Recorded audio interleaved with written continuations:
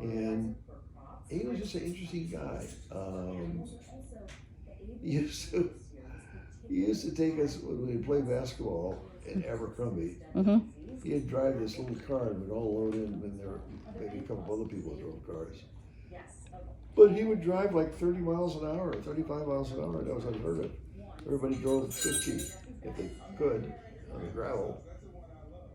What not? Joseph Rosenthal. Yep, And Joseph his Rosenthal. son was Haskell Paul, and I believe Haskell went to MIT. Oh, Yeah, but they were a very nice family. That's Everybody good. liked them. And then was it Ingvold Wold? He was that says he was the school janitor. Ingvald. Yeah, did I? Okay, I so don't know, was it Ingvald or Tinkerthal? I can't read it from. Ingvald? I thought it was Tinkerthal. Well, they might have misspelled it on the. He had. Yeah, he they had a large, a potbelly stove in each room, Mm-hmm. and around the potbelly stove was a reflector Mm-hmm. that would reflect the heat out. And he'd come in the morning and get the stoves fired up, which could take a while. And then during the day, sometimes twice, usually twice, he'd have to fire it up with more coal, a bucket of coal. Mm-hmm. And so it was always a commotion. We'd have to take time out because he would shake the grates so all the ashes would fall down and scoop out the ashes and then throw in the coal, and it would be hot for a while. There was just not many controls to keep the fire at a particular level. Mm-hmm. And I want to say his grandson was in the school when he had cerebral palsy. Mm-hmm. And so he would talk out kind of inappropriately at times. So when his grandfather would come in, he'd always give him some message of some sort. Like he had to go to the bathroom or had to do whatever. And so everybody would find that fairly entertaining. But he was good. He was a nice man. Did you know Oliver, Ina, I can't read that name, Miss K, and Roger Sopness? Roger Tarr? Roger, it said, if I'm reading this correctly, it says Sockness. Sockness. Yeah, Sockness. Yeah, Yeah, you knew them. I did. I Yeah. knew them. He was the mail carrier for the country. Mm-hmm. And he had in the winter, when all the roads were blocked, and you'd have to go to all these farmers to deliver mail, he made a machine. It basically was on skis. And he had a big propeller in the back, and he'd run them across the fields. You know, the fields are flat. Yep. He could really roll with that machine. This And he had Roger Tarr, who was his nephew. Oh, Tarr, Roger. Yeah, it says nephew there. So His yeah. nephew. And he was interesting too. He always wanted to drive cars fast. And an unfortunate thing happened to Roger. An unfortunate. What happened to Roger? Well, long term, I guess he kind of worked it out. But we would stand at the crossing or alongside the crossing and throw snowballs at the engine as they come through. Yeah. Well, in order to make his faster, he put a stone in them. And so he really could hit the engine almost every time. Well, he hit the engine too good because they had that section where they poke their head out to look ahead at the track. And he hit this guy and put his eye out. Yeah. So Roger, he wanted to fly and he wanted to do a variety of things. He entered the Air Force, I think as an airman, went to OCS, became an officer, and became a pilot. And before he retired, like the day before or whatever, they let him take a plane to Fargo, a single engine jet, and he flew that plane between the elevators. He flew over Colfax, a couple of times and buzzed various areas, and then put on a little aerial show, and then flew back to Fargo, landed, and retired. Let's see, who else do I have in here? Now we're getting into the scores. So we got, Which Score? I think it's Edwin or Edward. Ed Score? Yeah, Eddie Score. Eddie Score, and he was married to Hazel. Hazel Score, yeah. They had a couple of kids, Rodney and Dolores. Yep. Dolores had an unfortunate thing happen. Mm-hmm. She lost her teeth. She lost her teeth. And she had a beautiful voice. And she used to sing. And so without teeth, it took her a while to adjust. Mm-hmm. But because she was singing all the time, Mm-hmm. we used to call her Lala. Mm-hmm. Lala Score. Lala! I'm Score. Now, Rodney Score, the boy, used to play basketball with him. We called him Shorty. Shorty Score. And I don't know. He went into the service, got out, and I forget what he did. Something in Colfax. Yeah. Because I was gone then. Mm-hmm. So I don't know the story on him. Yeah. Then there were more scores. There was Marit Score and her, Axel?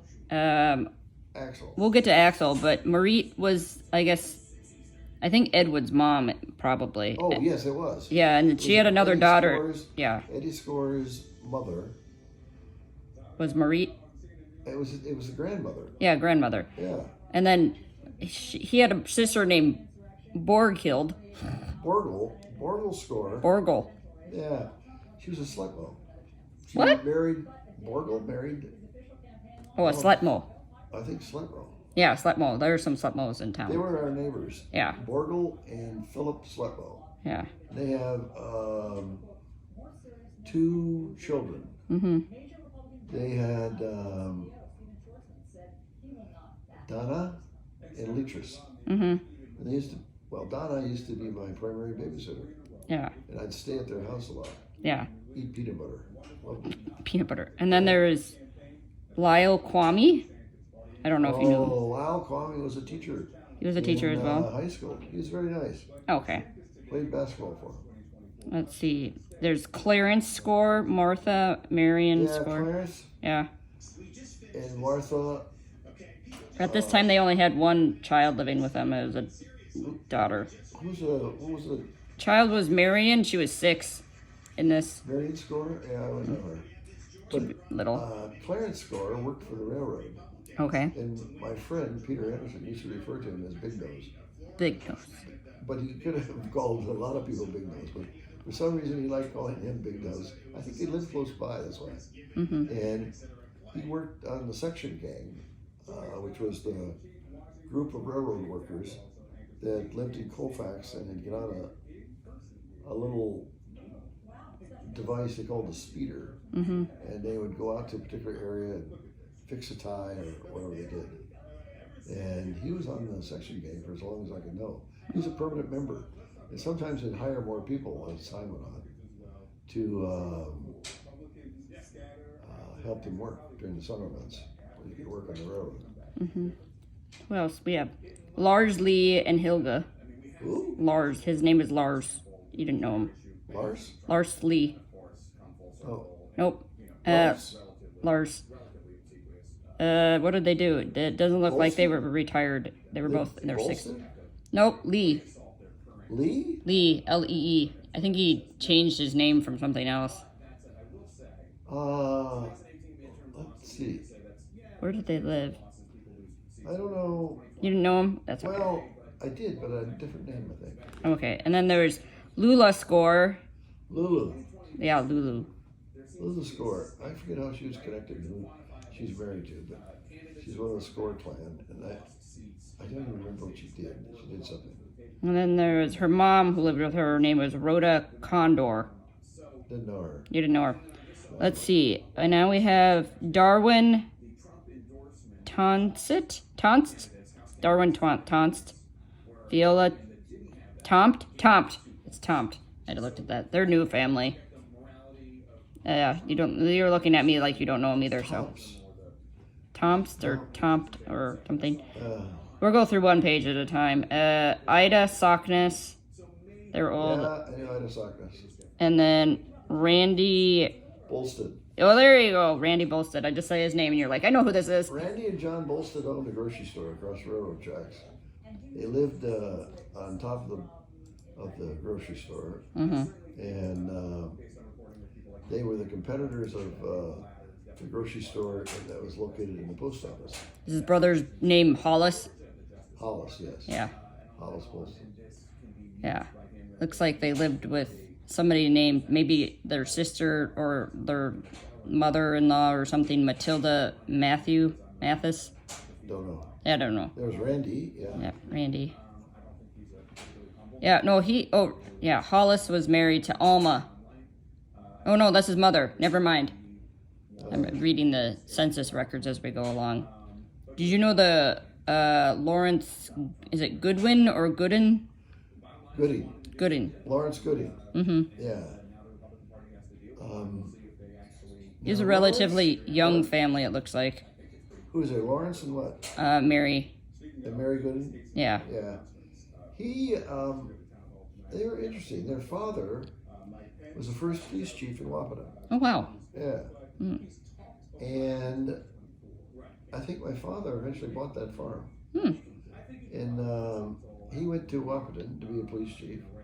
He put in the first stoplight in Wapata. Chief of police. It's probably still there. Now, in a I way. forget what his father's name was, but Lawrence, I forget what he did around town. I don't know if he worked at the elevator maybe. I forget. What does it say in He here? used to play the guitar pretty well, and he was playing in the gymnasium one time, and his wife came in with a frying pan and told him he needed to come home right away. With a frying pan.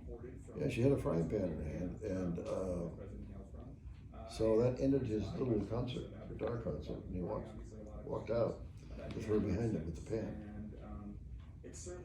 Let's see. There was a Thora Anderson. Yeah. Thora and Philip. Yeah. Philip Anderson. Philip wasn't living at this time. It says she's widowed. But she lived with her son Gordon and Peter. Peter was my friend, and he was.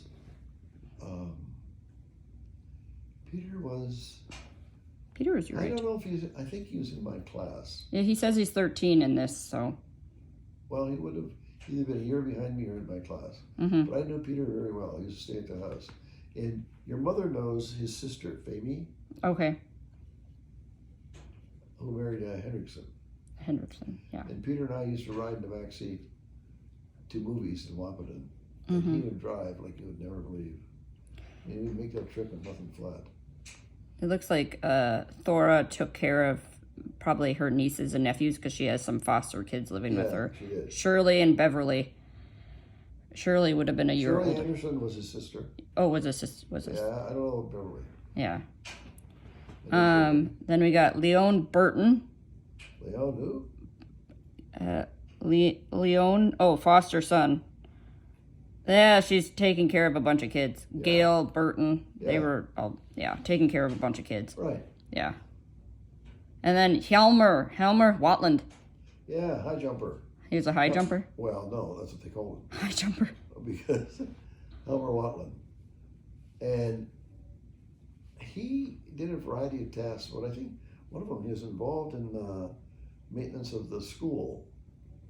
And they lived above the Bolston store in an apartment. Yeah. The Watlands. Yeah, his wife was Hilda, and his son and granddaughter lived with him. So he had Palmer and then Doreen. Well, they had Herman, who was their grandson, I think, Herman Watland. I don't know if he's in here. He's not listed, but Was he a Watland or a Helgeson? we'll find out in a minute. I forget. We'll just go through these 2 pages and then take a break. Then there was other Watlands. There was Richard Watland. Yeah. He had Faye, Wayne, Roger, Dennis, and then Bernard. But that was a little kid. So Wayne would have been your son age. This is Richard's eldest son. Let's see here. O'Hearn. Who? O'Hearn? Thomas O'Hearn? No. Okay. More Tompt, Lynn, and Phyllis, Gregory, Peggy. No. That's fine. You don't know who they are, so.